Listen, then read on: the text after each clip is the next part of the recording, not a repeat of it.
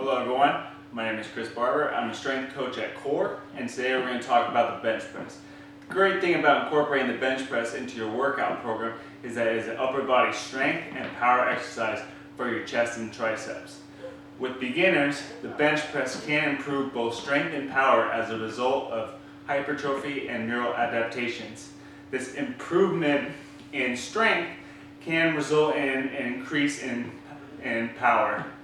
With advanced athletes, however, the bench press alone does not result in a simultaneous improvement in strength and power. Trained athletes require more specific or sport-specific exercises that can further improve power output.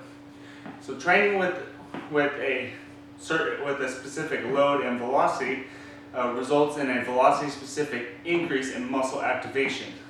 This adaptation to the nervous system in response to power training differs from the changes seen in training to improve muscle strength. So to maximally increase our performance and power, we need to incorporate different resistances into our workout program.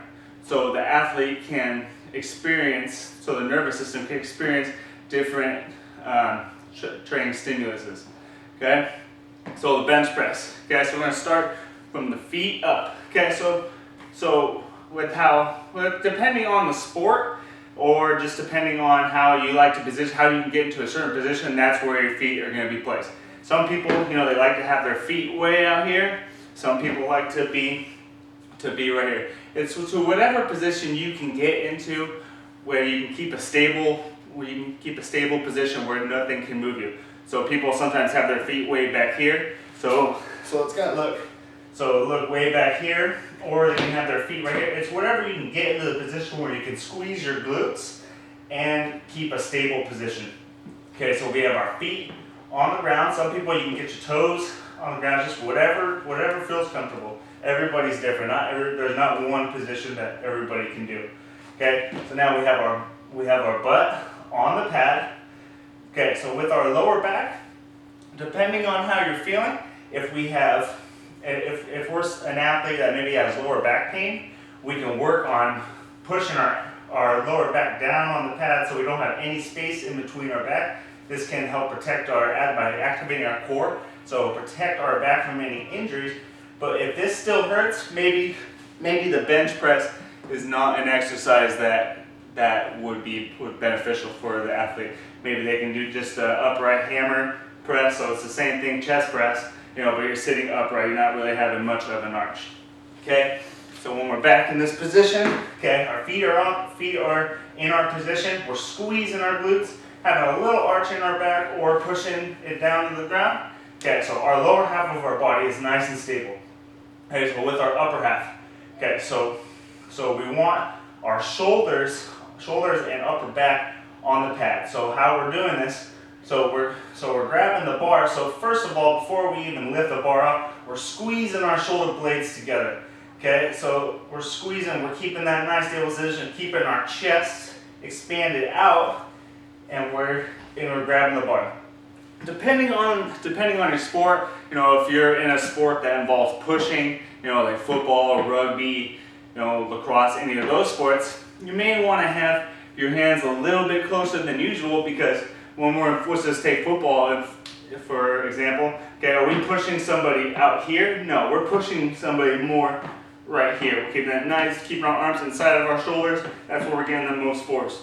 But if you're not in a sport that involves pushing, swimming, those kind of sports, baseball, you can have your hands a little bit wider if you want. So whatever's comfortable. But the closer we have our hands together, the more triceps are being involved. What we really want is to be mostly a chest strengthening exercise. Okay, so what's great about the bar too is we have these little notches that we can put our hands. So we want to put our middle of our body right in the middle of the bar, and we have a notch here for maybe our not as wide shouldered athletes, or we have our wider shoulder where we have a nice little areas we can do. So what I like to do is put my pinkies on these notches right here. So that's how it gets my chest nice and open, keeping my elbows at 90 degrees. Okay, so we have our feet in position. We're squeezing our glutes. We're having a little arch in our back. So we're not moving anywhere here. And you can have somebody pushing on your legs to make sure you're nice and stable. Okay, so I have my pinkies on the grooves right here. Okay, so we're squeezing our shoulder blades apart and we're pulling the bar apart. This is activating our lats and make us even more stable from the upper part. Okay, so we don't want to be all wobbly. I don't know how many people you've seen that are all wobbly when they do this exercise. Okay, I'll show you some mistakes that some people have. Okay, so we're pulling the bar apart, activating our lats, squeezing our glutes, flexing our quads. Okay, and we're bringing the weight up right above our body. See how my chest is nice and puffed out. We don't want our shoulders way out here. So we're keeping our shoulder blades locked, squeezed together, keeping our chest up, back slightly arched, and right over our chest line. So if you have a logo on your chest, in the middle of your chest, that's where you pretty much line up the bar. Okay, so we're in this locked position. We're not having our elbows locked, slightly bent, pulling the bar apart, squeezing our glutes, squeezing our quads, nice stable position. Now we're ready to go. Okay, so when we're coming down, nice and slow, nice and smooth, and then we're exploding up. See how my arms do not lock out? We don't want, this is some common mistakes, especially I see with my athletes. You know, they're coming down and then they come way up here. Okay, we don't want that. That's putting unnecessary stress on our shoulders, and we just want to make this strictly a chest strength exercise. Okay, so we're right here, chest is out, breathing out slow, and exploding up. This is getting our power, our explosion. Okay, so when we get to that heavier weight, you know, we might not be able to push up as fast. Okay, so some common mistakes that I see, especially with athletes or with working with clients, is that, you know, they're in this position.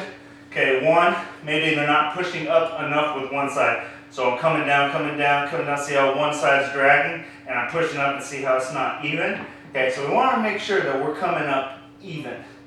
Okay, that's very important. We don't want one side being stronger than the other side. So we really got to even on each side. Some other mistakes I've seen is, you know, bringing the bar right to your neck.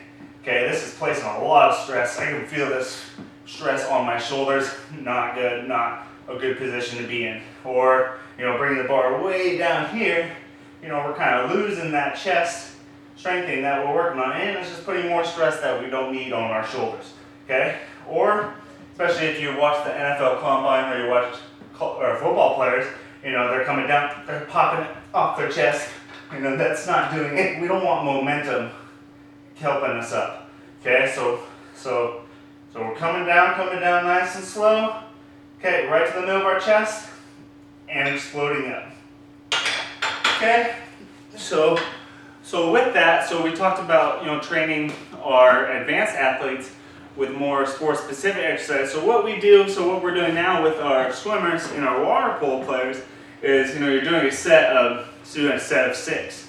Okay, and then next, right, as soon as you're done with that, then we're doing, you know, medicine ball fast throws to your partner against the wall. Go as fast as you can, exploding as fast as you can, trying to fire. Okay, or we have a plyo push-up that we do, you know, where we're up in a position where some athletes, you know, they're coming down nice and slow and exploding up. Or it's for a little more advanced athletes, we're coming down slow and firing out. Okay, so this may help with being more explosive in our sport, and it also helps being more time consuming. You know, maybe we only have 30 to 45 minutes to work out, and we need to get as much as we can in a certain amount of time, and this helps us get more exercise in that time. So bench press is an effective exercise, but it should be taken very seriously. We don't want any distractions while we're working on. We don't want to be talking to anybody. We want to be in the zone, focusing on pushing that power, being more explosive in this exercise. And this is the bench press.